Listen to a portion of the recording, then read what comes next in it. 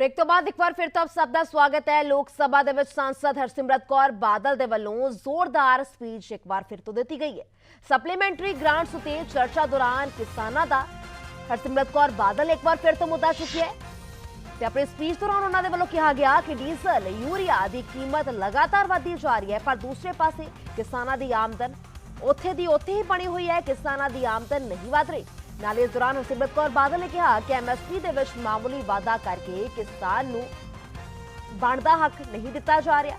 पंजाब दे हक्कां उत्ते बंदी ਸਿੰਘਾਂ दी रिहाई उत्ते भी सवाल पूछे गए ने, केंद्र नूं सवाल कीते गए ने।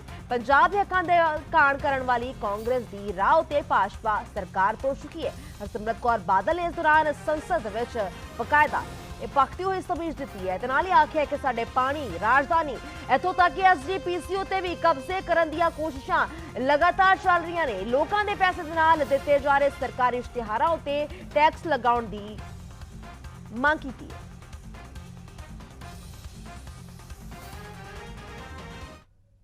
शुक्रिया मैडम, आपने मुझे सप्लीमेंट्री ग्रांट ऑफ डिमांड्स के लिए बोलने का ये मौका दिया।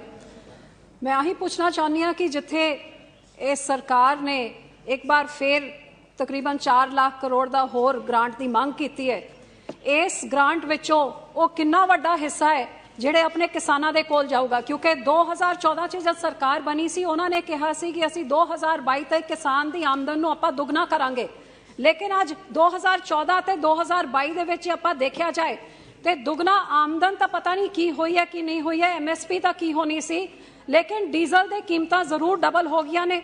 जे मैं यूरिया की गल करा, जिहड़े पौने 200 रुपए 50 किलो का एक बैग होंदा सी, वो 270 रुपए का 45 किलो का बैग हो गया है। DAP 1125 तो लैके 1350 तक पहुंच गई है।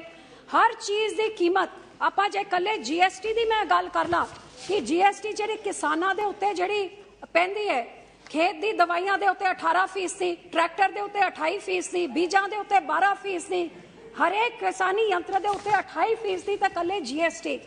जे आपां हर चीज दी देखी जाए, जे आज किसान नूं अपनी फसल दी कटाई भी करनी है ते जे 2014 ते वो कंबाइन दी कटाई वास्ते वो 800 रुपए एकड़ होंदा सी, वो 1500 च पहुंच गया।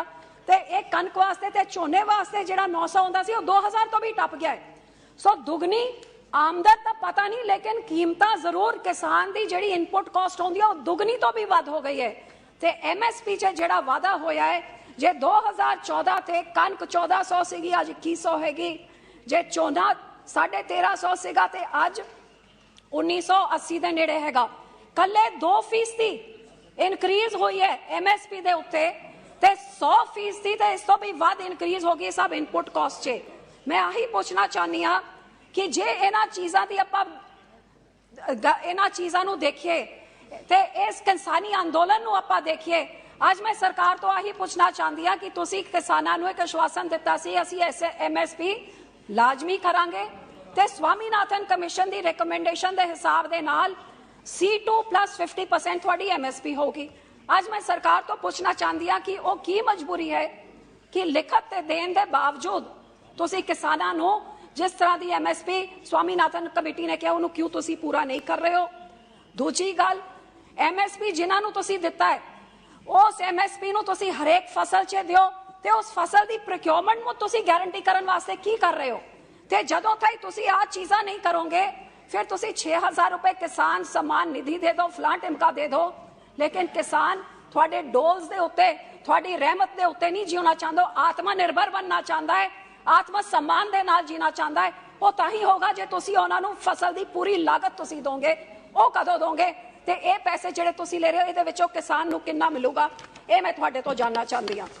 दूजी गल मैडम, मैं कृषि प्रधान सूबे तो आंदी हाँ, मैं दसना चाहती हाँ कि जब कोविड हो रहा सी सारा देश बंद सी, वो देश का किसान ते पंजाब का किसान सी जिहड़ा ने देखा कि अन्न की घाट ना आए, लेकिन हिंदुस्तान की इस देश दुनिया की वड्डी आबादी का ढिड भरिया रहे साडी देन सीगी। लेकिन अज उस पंजाब के किसान के नाल की हो रहा है? साडे पानियां दे उत्ते डाका पाया जा रहा है। कला एक सूबा सारे देश विच है जिथे रिपेरियन प्रिंसिपल फॉलो नहीं होंदा, साडा पानी खो के हरियाणे नूं देना चाहते हैं। क्यों?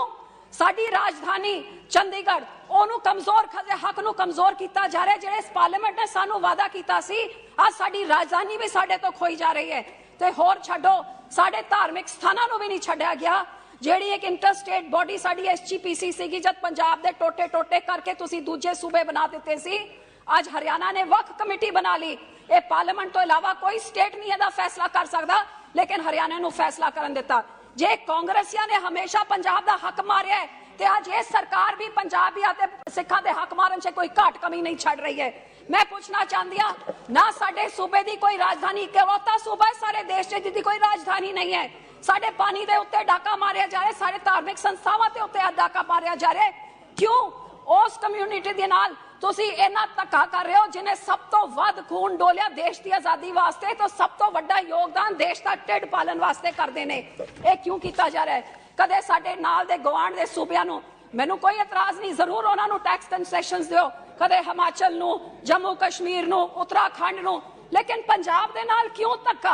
साडी इंडस्ट्री उत्थे भज जांदी है, साडे किसानां नूं लागत नहीं मिलदी, लिखत दे दित्ते होए वादे पूरे एमएसपी दे नहीं कीते जांदे, बार-बार पंजाब दे नाल डाके क्यों कीते जांदे ने?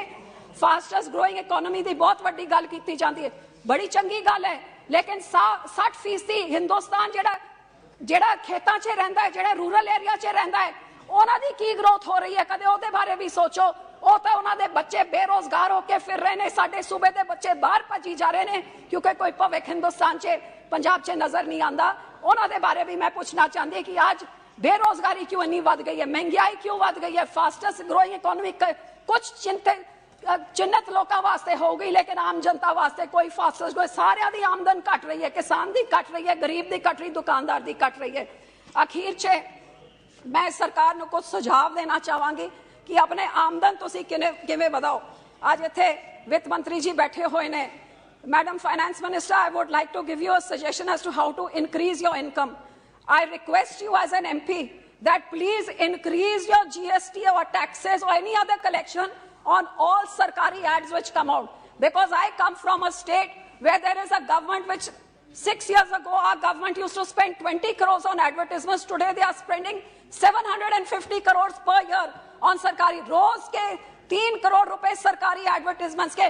पंजाब का बजट बनना है, कन्याकुमारी से लेके उधर कश्मीर तक ऐड दिए जाते हैं कि बताइए, सुझाव दिए पंजाब के बजट के लिए।